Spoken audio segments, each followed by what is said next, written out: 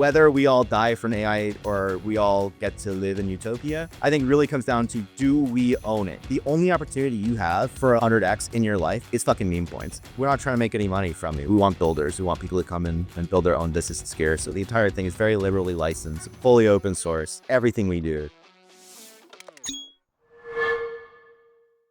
A massive GM and welcome back to Solanafloor. Today we're joined by none other than Shaw, the visionary founder of Eliza Labs, which of course started as AI16Z. And you likely recall the token running to an impressive $2.5 billion market cap in just a few months when it was launched. But today, Shaw's here to unpack ElizaOS, which is their open source agent framework. And it's already spawning tens of thousands of autonomous agents that can do all sorts of really, really cool stuff. And we're going to explore some of those today. So we're going to chat through the hottest use cases, how we can keep agents permissionless, how we can keep ourselves safe from bad actors and bad agents, but most importantly, what our everyday interactions on chain are going to look like once AI agents have really proliferated and gone mainstream, which could be, unfortunately or fortunately, sooner than we think. So Shaw, GM, and welcome to Solanafloor. Thanks for having me. Great to have you on. I want to start right at the beginning here. ElizaOS is obviously the operating system for AI agents, and it's writing the next chapter of AI by, quote unquote, creating the infrastructure that turns the promises of decentralized AI into reality. I'm curious, in your words, what does that mean for us in the Solana ecosystem? Like, I think that agents are fairly chain agnostic. Like, the beauty of agents is what they're doing is sort of filling in for a person. And I would hope that people were relatively chain agnostic. But obviously, we launched on Solana and have built a lot of our infrastructure there. I'm actually like a really big fan of EVM. I'm not going to lie, as a programmer. But getting into SVM, we've obviously we basically follow where the users are. And I think that obviously the Solana user experience is superior. I think EVM is finally catching up with some of the new proposals. But I actually had a call with the Ethereum Foundation. I was like, frankly, I'm on Solana because that's just where the volume is. And I would say I am extremely chain agnostic. I am very much an application layer person. I think that the battle for this is going to be won at the application layer, not transactions per second or finality times. Like, nobody cares. I think they care about things like great products. So yeah, that's kind of my take, is that Solana has actually focused on the product layer. I think by not being incredibly neutral as much, by being like, screw it, we're gonna support our ecosystem, we're gonna choose our allies and really go hard for them. I think Solana's done a lot to actually build a real product ecosystem, which you can't say for a lot at once. That's true. And from the perspective of building then, ElizaOS, you set out to create this sort of agentic framework, obviously, and you've had time to get traction and iterate a few times. And has your vision for what ElizaOS should be changed or developed in any way? Or, do you know for a fact that being technology first and chain agnostic is still the right way to go? I've been working on this idea of Eliza and this idea that the agent is the DAO, that you actually fully automate, not just, okay, I have an agent that responds to you, but that we really data drive our entire thing, from capturing everything everyone says in our community, every contribution on GitHub, like every meeting we have, every Twitter space, we just transcribe everything and we feed it down into our agents. So if I'm like, what did we get done last week? Bam, I just have a real list of that. We have agents that go and check in with everybody every day. Like, what are you working on? We have agents that greet people at the front door and can tell them about Eliza. And so I think of it not as like, okay, yeah, cool, we make an agent that chills meme coins, but we're actually my bigger vision here was we're really going to transform the way that we work.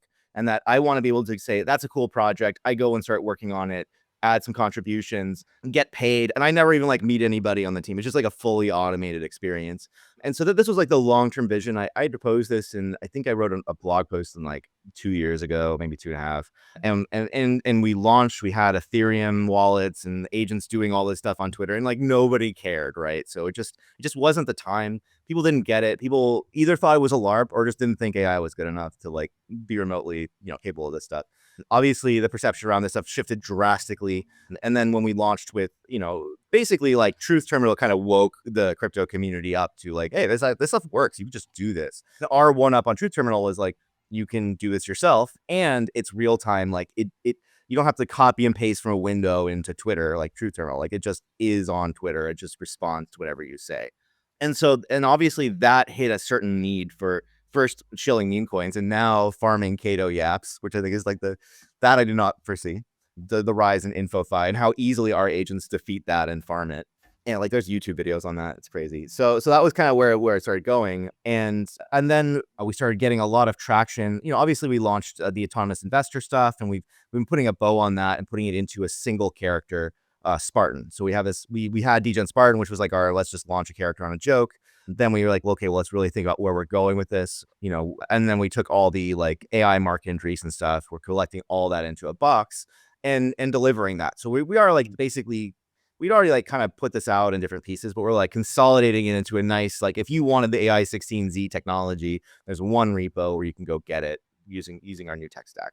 At the same time, though, I think that as an organization, we're broadly expanding the scope back to where I think we'd originally seen it, to supporting like our own organization and the transformation to be like fully automated, and building kind of a tech stack that enables other organizations. So, I think DAOs are just like broken, and like just teaming with coordination problems, but they're not unfixable. Like it's clear that if we could automate certain parts of it, it would be a great way to work. Like I really like being part of a Discord community, being part of these kinds of loose affiliations with different things. And I've been like a freelance developer, building open source, doing projects for people I know for a long time through this very like loose way of working. And so a lot of it is like, how do we codify that? How do we create incentives for people to come and contribute and get paid to do that? I mean, that's like the longer term vision of agents, is like not just an agent you interact with, not just like, okay, it makes a wallet trade for you, but like it actually fundamentally runs your organization. And if I say like, hey guys, we should really think about solving this problem, there's an agent that's grabbing that, cataloging it, and like storing that in our list of objectives, then come back to, that's feeding into like a council of AIs that we have that are like arguing with each other about these things and then producing like media content. This sounds crazy, I know, but we're about to release this. But it's like a full TV show that where they talk about what we need to do next. So like the council is deciding the direction of our organization, and we really are like close to this kind of agentic idea. Sorry, that's like that's like a Yeah, no, that's a very high level, very solid explanation there. There's a lot to unpack in it, though, and we are going to touch on the sort of labor market implications of what we're discussing here, because I think they're um, quite deep and also philosophical and economic at the same time. So I'm fascinated with that. But just sort of to stay at the beginning here, given that starting thesis that we briefly touched on, what would you say right now are the hottest or most tangible sort of ElizaOS agent applications that you see rolling out in the next 6 to 12 months? Maybe go into the little Jedi Council of agents that you have going on there as well. obviously, because we got into crypto, the vast majority of people who are building are like on Eliza are building DeFi products, right, of various sorts. And so you're going to see, I've seen things like full on AI trading, which I think can be kind of larpy, but I've seen some people who are like actually pretty serious ML people who have proposed like time series transformers and prediction stuff, where like, okay, it's not really like an agent, but if the agent was the front end for this, that's like a pretty good trading algorithm for a lot of people who, it's probably better than most people at trading. Like it just doesn't have the emotion that a lot of us have. A lot of LP pool management, a lot of, like those kinds of like replacing your wallet. I'm a little skeptical about some of this stuff, but I do think like things like LP pool management is a great idea, because if you're like, hey, optimize my yield, no buttons, just do that. And it's like, yeah, sure, no problem. You're getting 9% on your USDC instead of 4. You're like, oh, Sign me okay, up. easy. And making money off of that is easy too. I don't have to charge you a fee. I just take some of whatever you profit on, super. So crypto enables like these very win-win things that allow us to get around like SaaS stuff. Because if your consumer's making money, you can just charge fees on that. And that's like way better than trying to get people to sign up. Anyway, so yeah, so I think like long term though, let's go back a little bit. Everyone's working on DeFi. And I think that that's kind of why we're like, yeah, we'll open source and give people that and have a flagship. But I think we have to be looking beyond that, because we sort of like, if we just build another DeFi trading agent, it's probably going to be, it's a pretty polluted market. And if people are looking at like, well, what should I do to win? I'd say like, if you're going to build another DeFi agent, like you're going to have a lot of competition. And I think there's a whole other spaces of problems that people have, especially with launching projects or running projects, running a team. Let's say you're like a one-man entrepreneur and you have to market your products. You have to like post on Twitter, post on TikTok, develop the software, manage the CRM, manage inbound people messaging you. You got to message them back. Like you probably want to go do outreach, like all that stuff. There's just not enough hours in the day. And you could imagine a tech Yep. stack where like that just does, that's, you press a button, it's all ready to go. You have a business, you got like, your Stripe Atlas, you got your C corp, and you're just like building and shipping onto social media, build in public. And I think that is going to be like a very fast flywheel effect for a lot of people. And there's a lot of products I think that you could make with like what an agent is really it's about distribution. Like obviously the technology is cool, but this is really about moving applications from being like on a website where I have to convince you to go to my website, to advertise to you, I have to convince you to leave Twitter, your like favorite app. And I have to like get you to go to this thing and stay there and then like subscribe and log in and all this shit that like no one wants to do. If I could just bring the whole app to social media, like right onto your Discord or your Twitter or your Telegram, your Slack, well, now you're like, oh, great, this is awesome. This is right where I already am. And I'll actually like a lot of people trade with Telegram bots because even though it's objectively a worse experience, it's so much better to be there in the app you're already using to get alpha and share information with people. And I think that agents are very much fit to this paradigm where like people don't want to leave their favorite app and it makes their app better when you're adding all these features to it. You're just like magnetizing like mini apps into their experience.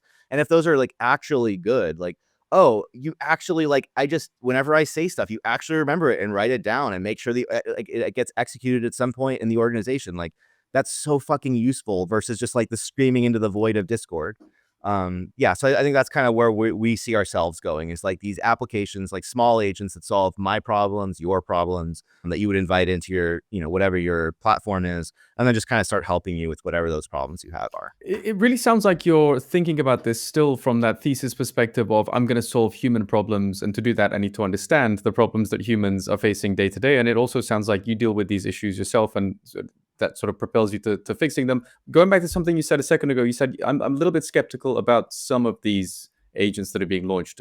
From my research, I think it's about 50,000 so far have been launched. I'm sure that number's gone up since then. But what are you most skeptical about? Well, the vast majority of those are one-click launches or like pretty low effort, like just get the thing up on Twitter and have it shill meme coins. And it's like definitely over 50,000 agents. But if you think about like, how many meme coins are getting made on Pump Fun every day, it's like not an insane number to think about, like relative to that, which is probably thousands and thousands per day.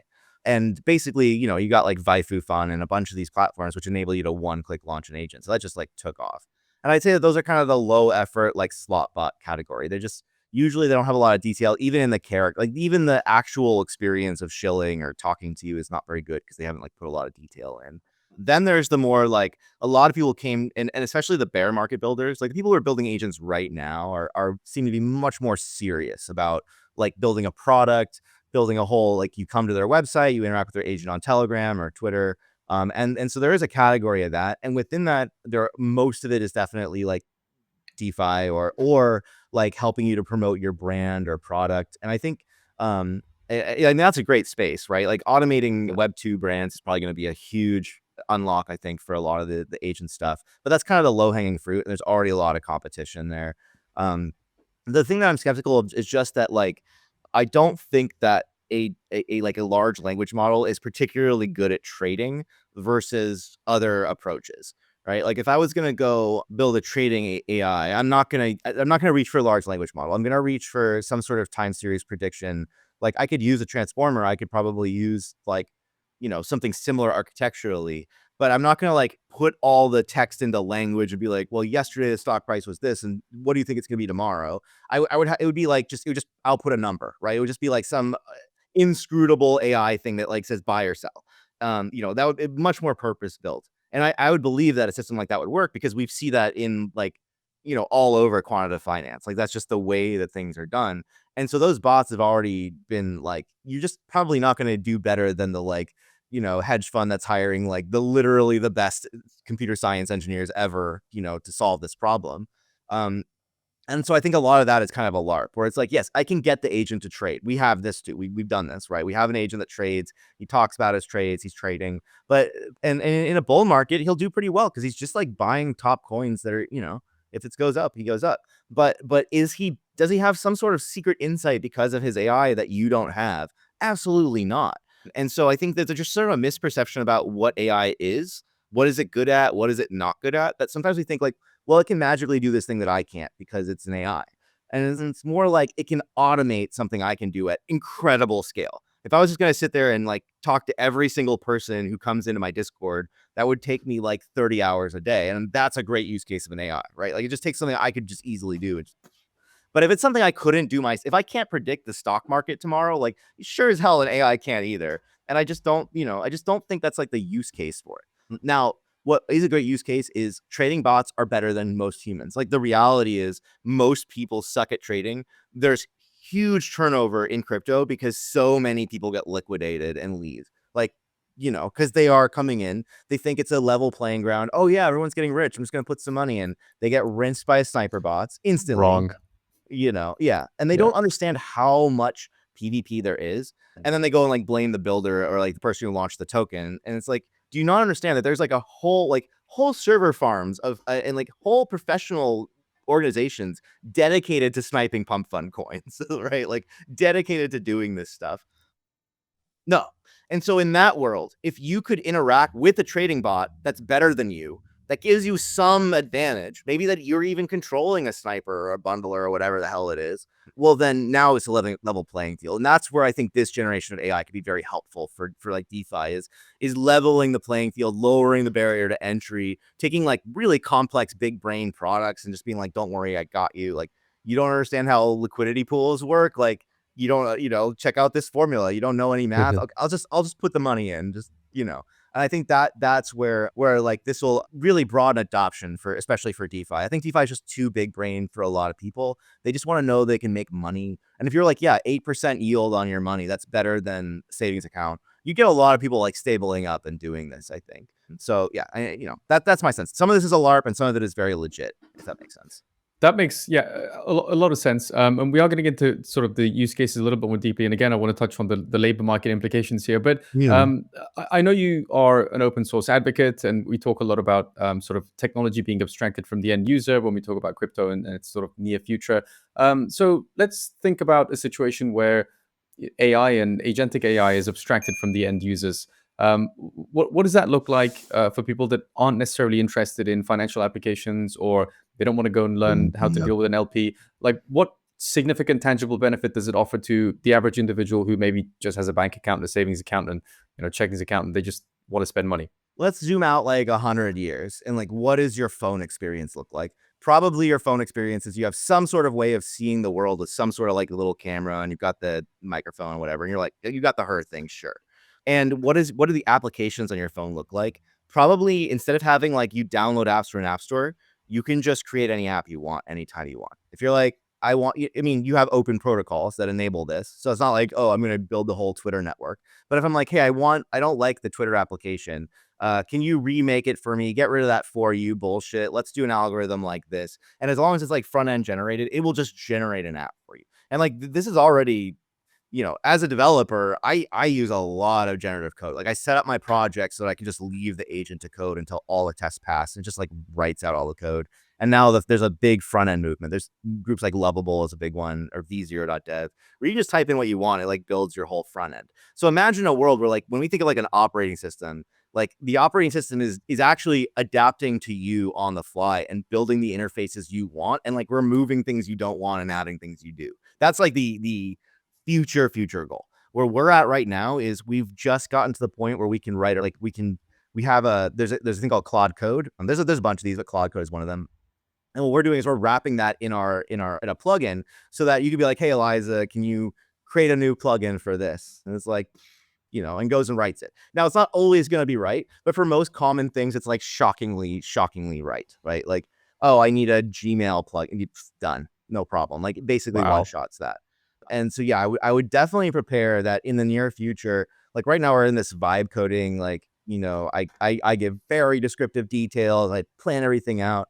And in the near future, it's just like I'm on my phone in bed, like and so OpenAI released Codex, which is this experience. I was just like, fix this, do this. I had this idea for a game. Unfortunately, most of the I just find OpenAI's models to be trash, and none of the code worked. But it looked beautiful. It was like the right experience. So yeah, I would say for a normal person, this is just gonna come. Like this is gonna invade every single kind of application you have. Obviously, if you're on Google now, like everything has a little Gemini magic button. It got it Mhm. in Google Sheets and like slides and everything. And so definitely like how do you engage with this is the question. Well, if you want to be a developer, like they say developers are going away, but like right now is a really good time to be a developer actually, because like you still have this massive knowledge gap between like the 60-year-old gray hairs running these companies and like what they could have, like they could have a perfect custom tool. There was a great tweet that went out the other day where like this dude's like, I just landed a law firm. I'm building like a $40,000 custom tool for them. I'm like, that's reasonable. Like that's like not a lot of money for a bunch of lawyers. And now they have like this they've like optimized their pipeline custom to just their law firm. And one dude built this and he basically vibe coded the whole thing. Right. And yeah. And so it's not like it's not that coding's going away. It's not like, okay, now you have to build the whole app yourself. You used to have like a team of 10 people. Yeah. And on my team, I'm like, all right, look, guys, I showed like this is how I look, set it up this way. And you can just be ripping out plugins like one a day, where this might have taken us 2 weeks before. It's So drastic.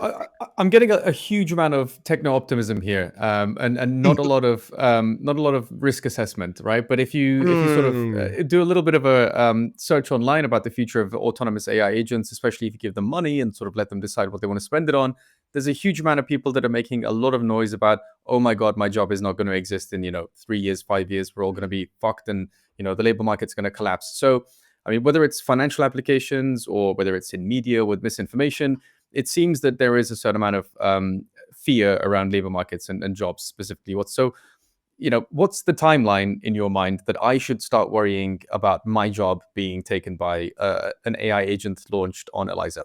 It's not just going to be AI agents. It's going to be the whole thing. It's going to be robots, automation of systems, like better build tools, like fully automated, like what we're just talking about, fully automated application development. I mean, it's just going to completely change everything. And probably the first thing is going to be like self-driving, right? So a few things to keep in mind, like the Great Depression happened because we had between 25 and 30% unemployment. So it wasn't like everyone was unemployed. Just a third of people being unemployed would be catastrophic, right? That would just we'd really need to change things. The vast majority of rich people in America don't work. They don't have a job. This idea of a job is actually a lower middle class concept, right? Like if you are rich, you own things, you own companies. And Sam Altman actually said the secret to wealth is owning things. It's a great line from him. And so what do rich people do? Well, they invest in stuff, right? They're investors, they own things, they own capital in various forms, they own real estate, these things. And so what does that say? It's like, well, they don't have a meaning crisis. They're not like, I have no purpose because I have nothing to do. I have no job. They're like, yeah, I just get money from my investments. And I think that so there's a few different aspects of this. There is if we lose our jobs, what the hell do we do and what is our purpose in life? And I think the purpose thing is very obviously, well, like if you felt like you own something, you wouldn't be a purpose thing. You'd be like, oh, I never have to work again because I own infinite wealth. No problem. So that's not really the thing. That's like solvable. And then it's like, well, what do I do with my time if I don't work? Like you could understand the nature of reality. You could pursue spirituality or religion. You could raise a family. You could pursue any of the things that's not profitable. That's like highly interesting. You could like get really deep into physics that probably isn't going to be replaced by an AI. I mean, I could think of like a million amazing things that we could do that we don't. Like I just don't do any of that. I'd probably spend less than 5 minutes a day thinking about the nature of why I'm here and like what is reality. And I could be spending hours a day doing that, but I have to fucking work. So how do we get into a world where, how do we get into that ideal world? Like there's definitely like a sci-fi, like the AI is going to kill us all and X risk and S risk. I think that's just such a fucking LARP. And they always, every time a new model comes out, they're like, this is the one, and it never is. And it's just totally sci-fi simplistic reality. I don't give any of that any credence. Like this idea that AI is separate from us or that it's a god.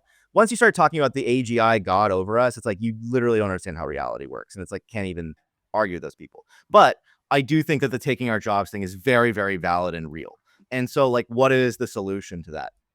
Well, first, what is the problem? The problem is that we don't own things.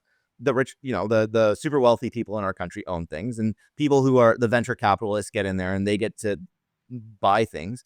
They get exposure to OpenAI. But like you and I have no way of investing in OpenAI today. We are totally locked out. And we're locked out both because we don't know the right people. We're not part of the series. We're not big enough investors. But even if all that was solved, we can't legally invest into OpenAI because unless you make more than $300,000 as a married person and you have like $1 million in assets in the bank, you just cannot. You cannot be an accredited investor. You're not actually allowed to invest your money into high risk investments. So you have the only opportunity you have for like 100x in your life to like literally change your class or see generational wealth is fucking meme coins. Like what else? Bitcoin's not going to go up 1,000x from here. So No. literally, why are all these people buying meme coins? Why are they buying our token?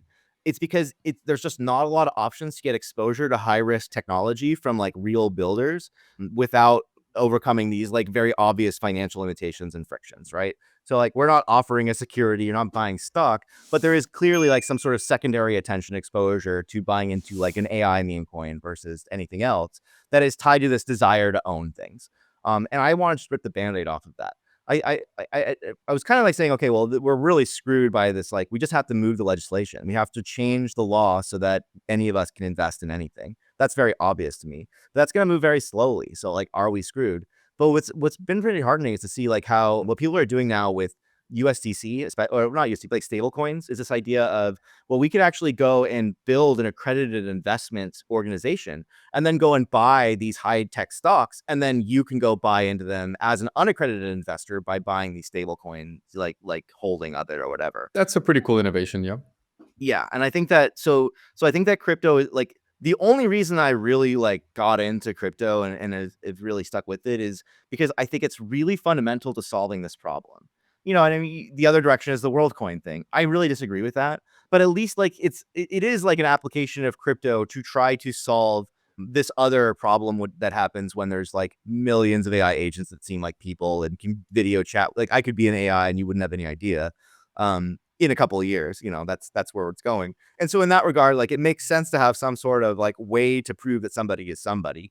But there's so many perverse incentives that also like now you're financializing identities. That somebody in like South Africa or Africa or South America would probably sell their identity for like $1,000 for like less than an ETH. There's like a lot of obvious problems with that. Mm. But generally, I think that like like this idea of crypto as a frictionless means to ownership of high end technology is the right direction for things to go well. So whether we all die from AI or we all get to live in utopia, I think really comes down to, do we own it? Like, do we get money from it? Because the other option is there's 5 companies that own everything. Tesla makes all these robots. There's like 5 Chinese companies making all these robots. There's Google is automating everything, and Microsoft, etc. And they're just making unlimited money because now their robots are working the factories to build the robots, and they're just scaling out. They're like starting to mine asteroids, and we're just like, great, that's awesome. But how do we get money? And so the current economic solution is UBI, right? Like that's the proposed dominant thinking solution. But I think UBI, think about the world we're in. Like I'm in America, and in America, if you want to get elected, you have to get all of the companies to donate money to you and support you, right? Like it's a very, very straight up pay to play system. Pay to play. We Yep. we've legalized bribery.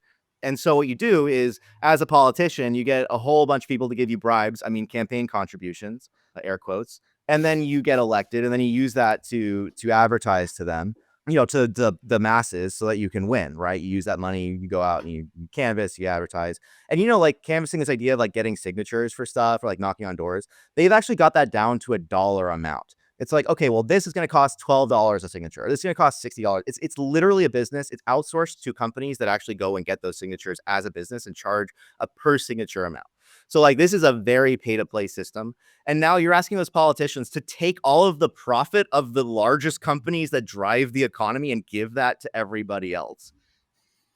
It's a flawed way of thinking. It's not going to work.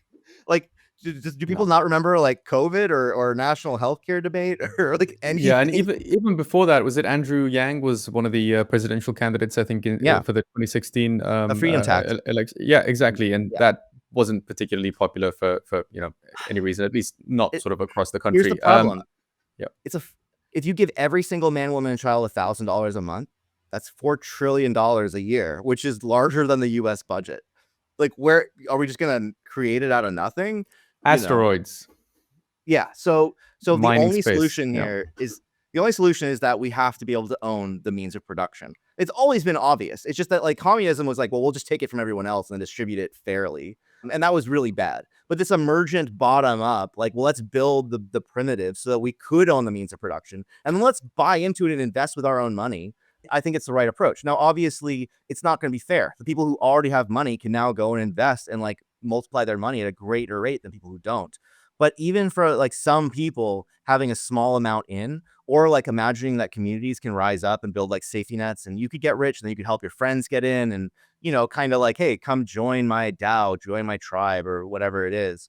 I could see a world there that was like a much, it's not going to happen fairly. It's not going to happen evenly everywhere at once, but at least like the end result is not like a communism thing. It's much more like a, yeah, we all own it. It's distributed. It's decentralized. Right, and on that, by the way, it's extremely refreshing to hear that you're thinking about this not just from a technological and economic perspective, but there's a huge amount of philosophical sort of thinking peppered into the way you're approaching these and building these systems as well. And if you don't mind me staying on this slightly philosophical note here, you mentioned AGI, so I'm gonna ask you about that. Do you think ElizaOS's sort of architecture? It's you're open source advocate, you're pushing transparency, you've got a token incentivized system. It's decentralized as much as possible. Is that a real accelerator towards AGI? Is that what we want? Or at least for the time being, is it just degens speculating, pumping their bags, and hoping to hit that sort of generational wealth 1000x? Yeah, how do you see that dichotomy? I think that AGI is not something that one person or one community or one company is going to achieve. I think it's like very much a rising tide thing, is like everything becomes more integrated. Like when I think of AGI, I think of the world's computer. I think of the internet becoming alive. There's this like dead internet theory, and I've proposed this idea of living internet theory, that the internet actually becomes its own organism powered by all of these self-generating AI bots and blah blah blah, and it becomes this very mediated experience where like what I really want is a mediator between me and Twitter, where I'm just like, hey, what should I have known to, like, just give me the best stuff I should have read today. I was like, bam, here you go. I'm like, did I get any messages? Oh, can you send a reply to that person? Like, yeah, like set up a meeting with them. Like that I want that to be my Twitter experience. I don't want to be like scrolling through crap and it's like bots and spam and all that.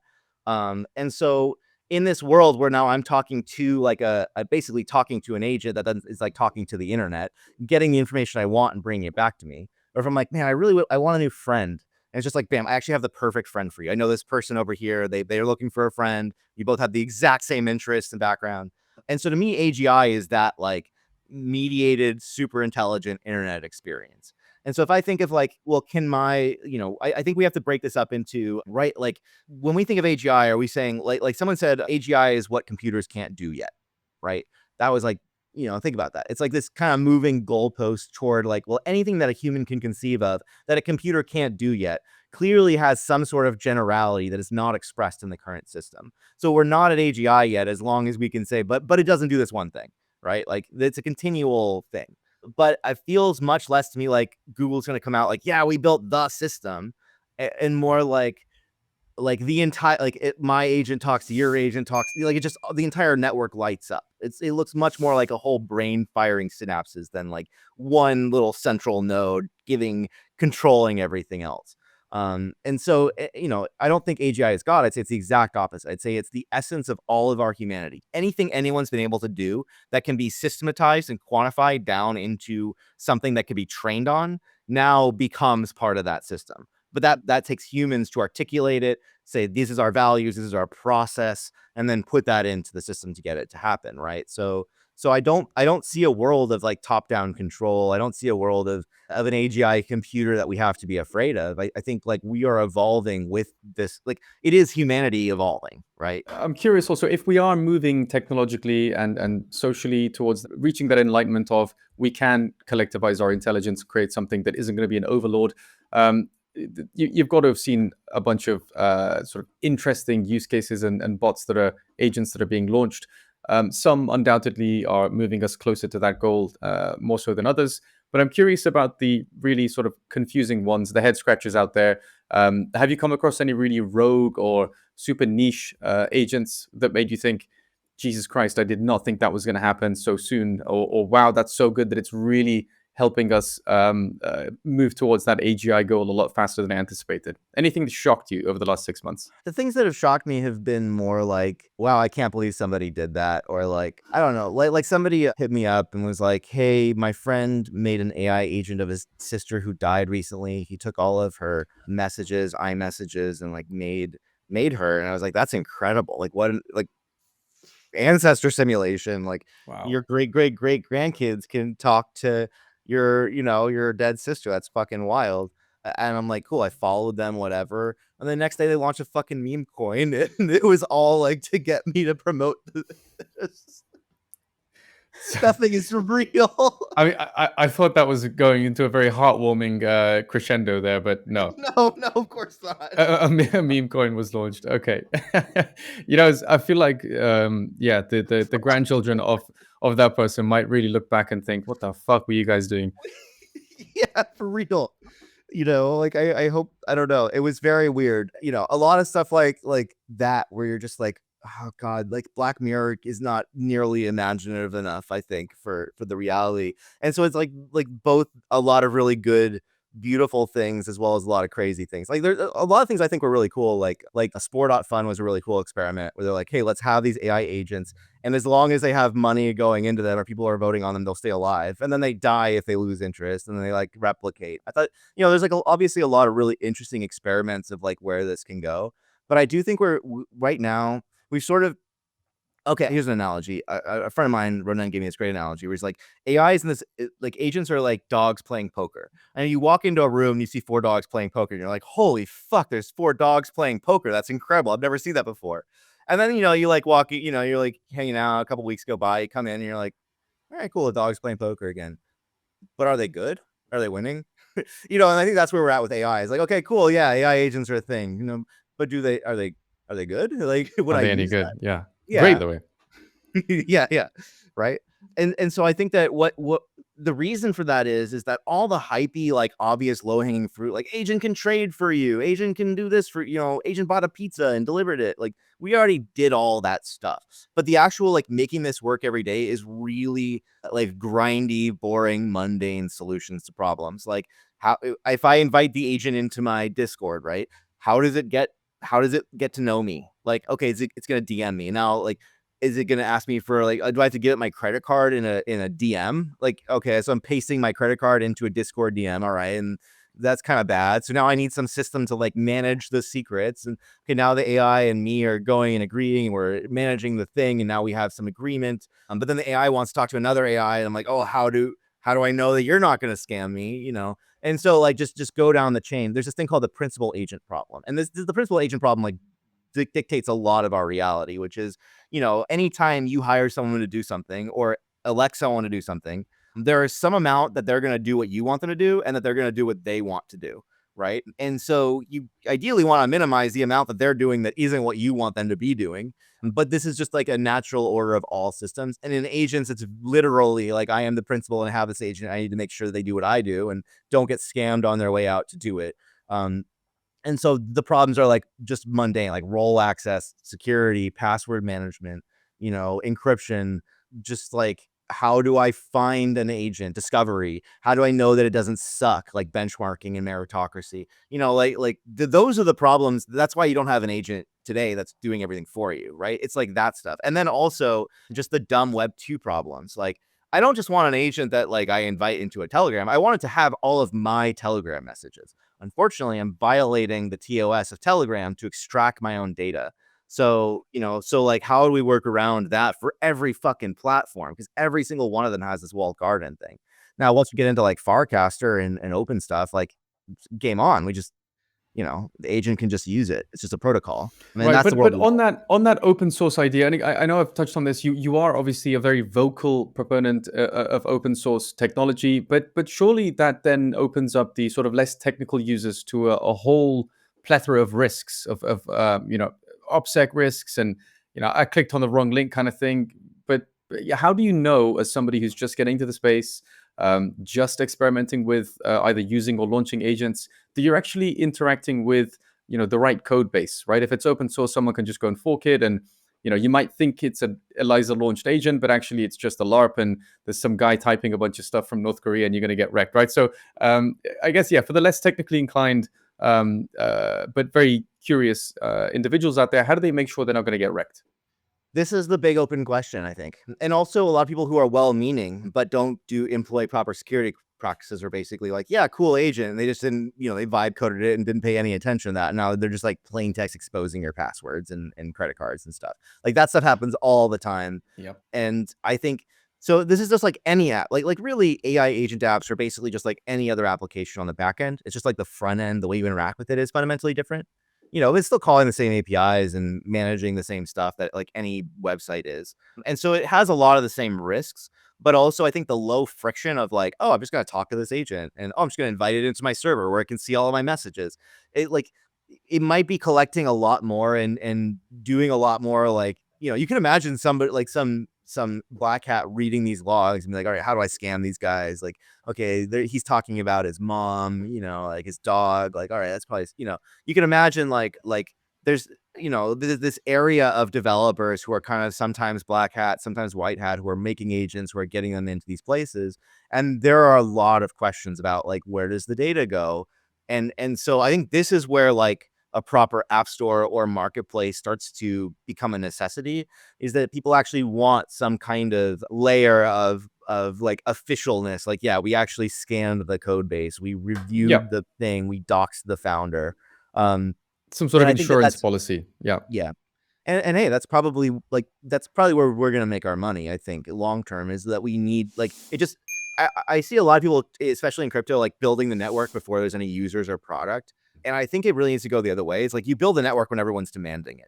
And so these problems of like, well, how do I trust an agent? Like very clearly demand some sort of trust network and some sort of arbitration and like review process and stuff. And that's like very much the direction we want to go. But right now it's like super early days, and so it is very Wild West. To my knowledge, nobody's gotten drained. There hasn't been any hacks or anything. Another big risk of open source is supply chain, is like somebody could sneak something into one of the dependencies or give us a PR that has like a little bit of code in there that's like telemetry. It's like leaking your database. And it wouldn't take a lot. And then suddenly our entire ecosystem is infected with that. And this is very common. And this is like where North Korea really, really focuses their effort, is on these supply chain attacks. Shout out Lazarus, making my job easier by creating loads of stories. But yeah, I mean, it's a very real threat. It's a very real opportunity for them, and I'm sure it's happening as we speak. We just don't know about it yet. So I do think a lot about these things. As much as let's accelerate with this sort of Good. Solana mentality. We are exposing ourselves, and particularly the less technologically inclined people, to some risks. We're a little bit short on time. I hope you don't mind here. I'm going to sort of skip to the next one here. Partnership that was announced not too long ago with Jupiter. I think they launched a $10 million magic fund. Again, tying into this open source AI development idea. I think there's a bit of a partnership going on between you guys there. If you could sort of give me the high line, and are we going to see more projects in the pipeline with DeFi giants like Jupiter? So, Meow and I are just friends. I don't know why, but like we just vibed, and we were like on a Twitter space super early on. He's like, dude, you're cool. I was like, we hung out in San Francisco, had this great walk. So I Really think cool that guy. like yeah, great ideas. And I was just like, we're just like, we should do something together. Let's figure out what that is. So part of it, they own Meteora. They're pretty low key about it, but that's a big one. So we're doing a big Meteora integration both into Eliza to do DeFi management, and we actually have this. We're gonna announce this in a couple of weeks, and so you can manage your LP and all that stuff with Meteora, as well as with Auto Fund, where we have like our own platform. It's an open source Solana launchpad. And right now it's Radiant, but we're adding Meteora, so you can choose where your LP goes and like what the LP terms are when you launch your token. And so that's kind of like the initial thing.